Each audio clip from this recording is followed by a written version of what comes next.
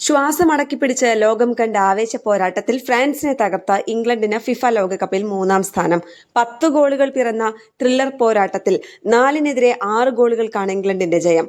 1966 കിരീടം നേടിയതിനു ശേഷം ഇംഗ്ലണ്ടിന്റെ ആദ്യ ലോകകപ്പ് മെഡലാണിത്. ബുക്കായോ സാക്കയുടെ ഹാട്രിക്കും കിലിയൻ എംബാപ്പയുടെ ഇരട്ട ഗോളുകളും മത്സരത്തെ അവിസ്മരണീയമാക്കി.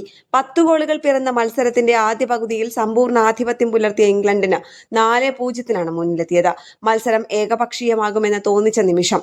എന്നാൽ രണ്ടാം പകുതിയിൽ ഫ്രാൻസ് ആളിക്കത്തി.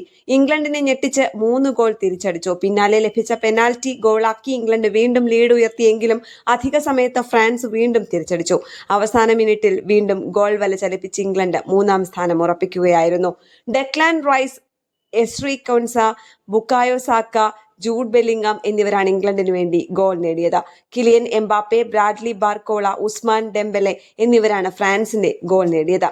തോറ്റെങ്കിലും 2 ഗോൾ അടിച്ച ഫ്രഞ്ച് താരം കിലിയൻ എംബാപ്പെ ലയണൽ മെസ്സിയെ മറികടന്ന് ലോകകപ്പ് ചരിത്രത്തിലെ ഏറ്റവും വലിയ ഗോൾ വേട്ടക്കാരനായി. ഈ ലോകകപ്പിലെ ഗോൾഡൻ ബൂട്ടിനുള്ള പോരാട്ടത്തിലും എംബാപ്പെ മുന്നിലെത്തി. 8 ഗോൾ നേടിയിട്ടുള്ള മെസ്സിയാണ് 2-ാം സ്ഥാനത്ത്. സ്പോർട്സ് ഡെസ്ക്, കേരള പ്രണാമം.